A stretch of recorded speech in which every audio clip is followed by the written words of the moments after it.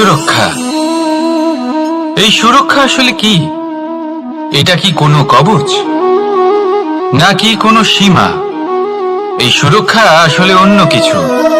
আমাদের মাতা পিতা, আমাদের প্রিয়জন, আমাদের বন্ধু, এই সমাজ, আমাদের শুভাকাঙ্ক্ষী, আমাদের আত্মীয়, এনারা সবাই আমাদের জীবনে কোনো না কোনো ভাবে সুরক্ষা দিয়ে থাকেন, একটা কবচ দিয়ে থাকেন কোনো না কোনো রূপে।